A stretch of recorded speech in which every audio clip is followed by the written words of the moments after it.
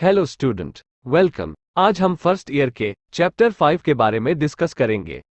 Life in वैदिक literature, वैदिक साहित्य में जीवन। इसके राइटर है कृष्णा चैतन्य। ये चैप्टर पैराग्राफ राइटिंग के पॉइंट ऑफ व्यू से भी बहुत इंपॉर्टेंट है। अगर पैराग्राफ राइटिंग में ये टॉपिक पूछे जाते हैं तो आप इस चैप्टर की समरी को लिख सकते हैं। तो चलिए इसकी समरी को देख लेते हैं। Vedic literature of India claims to be the oldest texts only after the literatures of Mesopotamian and Egyptian civilization. Bharat का वैदिक साहित्य मेसोपोटामिया और मिस्र सभ्यता के साहित्य के बाद सबसे पुराना ग्रंथ होने का दावा करता है। They are regarded as the oldest literature of Sanskrit and of Hinduism. इन्हें संस्कृत और हिंदू धर्म का सबसे पुराना साहित्य माना जाता है। The Sanskrit term Veda means knowledge. They have been written in Sanskrit language. Sanskrit शब्द वेद का अर्थ ज्ञान है। इन्हें संस्कृत भाषा में लिखा गया है। There are 4 Vedas: the Rig Veda, the Sama Veda, the Yajur Veda, and the Atharv Veda. These are 4 feet on which Hindu civilization stands.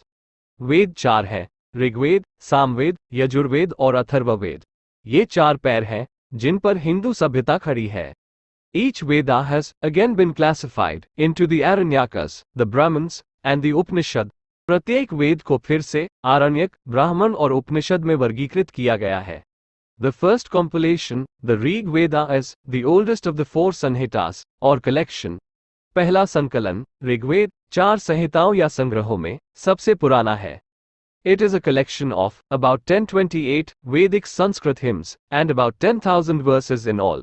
ये लगभग 1028 वैदिक संस्कृत भजनों और कुल मिलाकर लगभग 10,000 छंदों का संग्रह है।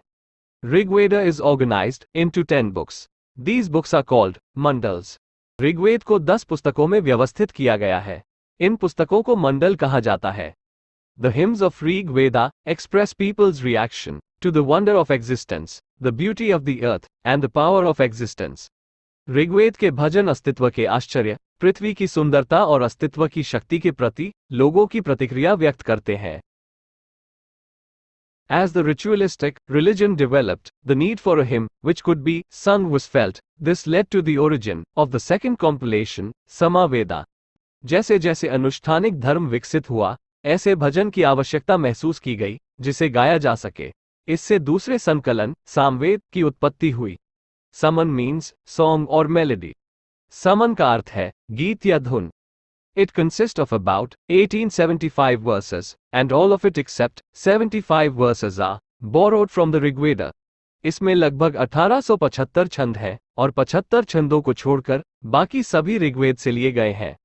The recited poems of the Rigveda here becomes the hymn song. यहाँ ऋग्वेद की कही गई ऋचाएं भजन गीत बन जाती हैं। The third compilation, Yajur Veda, consists of about 2,000 mantras, which are mostly in the prose form. तीसरे संकलन यजुर्वेद में लगभग 2000 मंत्र हैं, जो अधिकतर गद्य रूप में है। The word yajas means sacrificial formula, hence it consists of statements about the result of employing particular mantras. yajas शब्द का अर्थ यज्ञ सूत्र है, इसलिए इसमें विशेष मंत्रों के प्रयोग के परिणाम के बारे में कथन शामिल है। As the rituals developed, 3 sacrificial fires emerged, officiated by Hotra, Udgatra and Adhvarya priests. जैसे जैसे अनुष्ठान विकसित हुए, होट्रा, उद्गात्र और अध्वर्य पुजारियों द्वारा संचालित 3 यज्ञ अग्नियां सामने आए। अथर्वा वेदा is also called as Veda of magical formula. Atharvaveda को जादुई सूत्रों का वेद भी कहा जाता है। Out of 4 Vedas, it was latest in origin, and it grew up when the priests started producing spells of magic and sorcery directed against diseases, demons and enemies. 4 वेदों में से इसकी उत्पत्ति नवीनतम थी, और इसका विकास तब हुआ जब पुरोहितों ने रोगों, राक्षसों और शत्रुओं के विरुद्ध जादू टोना करना शुरू कर दिया। The concluding part of Vedas are Brahmins, Aranyakas and Upanishads. वेदों के अंतिम भाग ब्राह्मण, आरण्यक और उपनिषद है। Brahmins are the explanations of Brahmins or learned person about a ritual. They also contain myth, legends and philosophy. ब्राह्मण किसी अनुष्ठान के बारे में ब्राह्मणों या विद्वान व्यक्तियों की व्याख्याएं हैं। उनमें मिथक, किंवदंतियां और दर्शन भी शामिल हैं। There are about 19 Brahman texts available at present. वर्तमान में लगभग 19 ब्राह्मण ग्रंथ उपलब्ध हैं। Brahmins are attached to all the four Vedas. ब्राह्मण चारों वेदों से जुड़े हुए हैं। Aranya is a Sanskrit word which means forest, so Aranyakas were written by the thinkers who were retired from the society to forest in the last stage of their life. अरण्य एक संस्कृत शब्द है जिसका अर्थ है जंगल, इसलिए अरण्यक उन विचारकों द्वारा लिखे गए थे जो अपने जीवन के अंतिम चरण में समाज से जंगल में सेवानिवृत्त हो गए थे। The term Upanishad means the sitting down of the pupil near the teacher for a secret communication. उपनिषद शब्द का अर्थ है गुप्त संचार के लिए शिष्य का शिक्षक के पास बैठना। They are also called as Vedanta, which means the concluding part of Vedas. इन्हें वेदांत भी कहा जाता है जिसका अर्थ है वेदों का अंतिम भाग। Upanishads are the foundation of Hindu philosophy. उपनिषद हिंदू दर्शन की नींव है। These three texts are also called as Shruti. इन तीनों ग्रंथों को श्रुति भी कहा जाता है। They are not supposed to be human creation. उन्हें मानव रचना नहीं माना जाता है। They exist from eternity. वे अनंत काल से विद्यमान हैं। All the related texts which grew up around the Vedas are called as Smriti. Smriti means memory. वेदों के आसपास विकसित हुए सभी संबंधित ग्रंथों को स्मृति कहा जाता है। स्मृति का अर्थ है memory. They are classified into 6 Vedangas, which mean limbs of Vedas. इन्हें 6 वेदांगों में वर्गीकृत किया गया है जिनका अर्थ वेदों के अंग है। Vedangas are 6 in number, namely Kalpsutra, phonetics, grammar, etymology, meter and astronomy. Vedang संख्या में 6 हैं, अर्थात कल्पसूत्र, ध्वन्यात्मकता, व्याकरण, व्युत्पत्ति, छंद और खगोल विज्ञान। Kalpsutra has again been divided into Shraut Sutra, Griha Sutra and Dharma Sutra. कल्प सूत्र को पुनः श्रौत सूत्र, गृह सूत्र और धर्म सूत्र में विभाजित किया गया है। Sulva Sutra, which is a part of Shrata Sutra, is regarded as oldest book of mathematics. सुल्व सूत्र, जो कि श्रौत सूत्र का एक भाग है, गणित की सबसे पुरानी पुस्तक मानी जाती है। Hence, we can say that Vedic literature of India has given international name and fame to Indian literature. They are pride of Hindu civilization. अतः हम कह सकते हैं कि भारत के वैदिक साहित्य ने भारतीय साहित्य को अंतर्राष्ट्रीय नाम और प्रसिद्धि दी है। वे हिंदू सभ्यता का गौरव है। Questions and answers. Question 1. Will it be correct to say that the Vedic literature is the most ancient literature in the world? क्या ये कहना सही होगा कि वैदिक साहित्य विश्व का सबसे प्राचीन साहित्य है? Answer. No, it will not be correct to say that Vedic literature is the most ancient literature in the world because Mesopotamian and Egyptian literature are older than it. नहीं, ये कहना सही नहीं होगा कि वैदिक साहित्य दुनिया का सबसे प्राचीन साहित्य है, क्योंकि मेसोपोटामिया और मिस्र का साहित्य इससे भी पुराना है। Question 2. How would you describe the Vedic hymns? आप वैदिक ऋचाओं का वर्णन किस प्रकार करेंगे? Answer. Vedic hymns are poetic poems written in praise of natural powers and God. वैदिक ऋचाएं प्राकृतिक शक्तियों और ईश्वर की स्तुति में लिखी गई काव्यात्मक कविताएं हैं। Question 3. To what period do the first 2 Vedas belong? प्रथम 2 वेद किस काल के हैं? Answer. The first 2 Vedas belong to the period of Aryan civilization. प्रथम 2 वेद आर्य सभ्यता के काल के हैं। Question 4. What is the content of the Atharva Veda? Atharvaveda की सामग्री क्या है? Answer. The Atharva Veda contains 6,000 mantras of magic and sorcery against diseases, demons and enemies.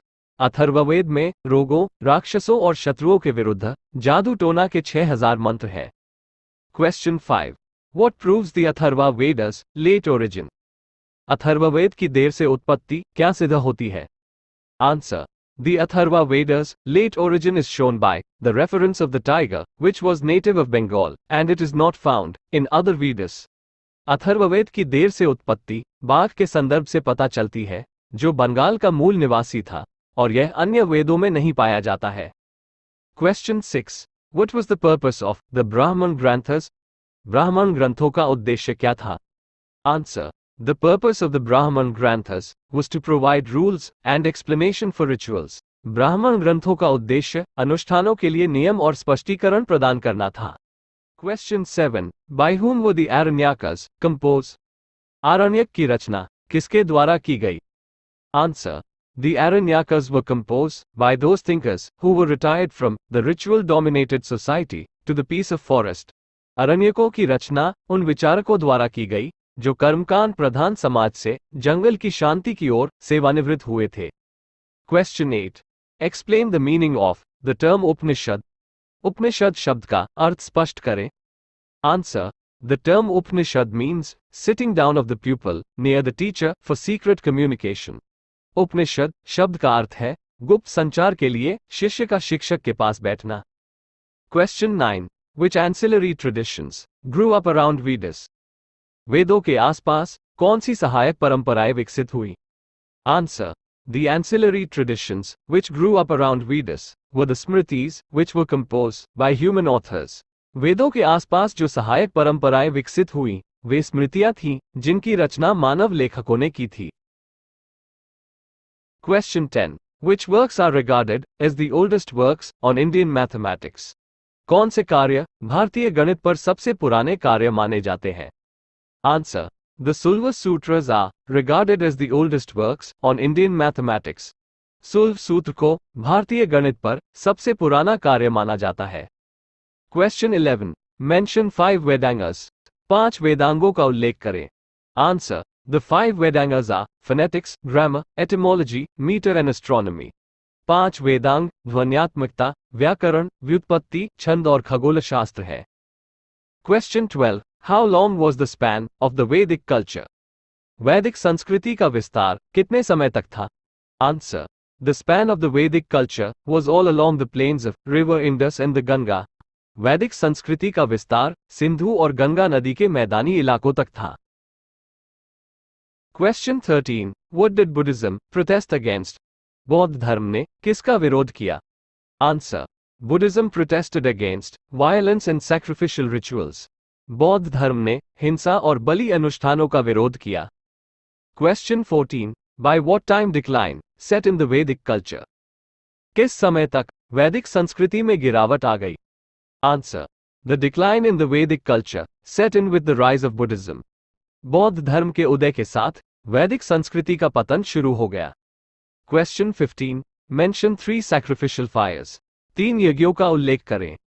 Answer. The 3 sacrificial fires are the first fire in front of which Hotra priest recited hymns of Rig Veda, the second fire was officiated by Udgatra priest who sung the Saman chant, and the third fire was officiated by the Advarya priest who recited the mantras of the Yajur Veda.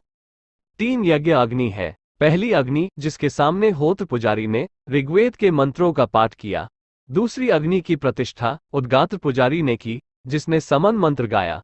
और तीसरी अग्नि की प्रतिष्ठा अध्वर्य पुजारी ने की जिसने यजुर्वेद के मंत्रों का पाठ किया.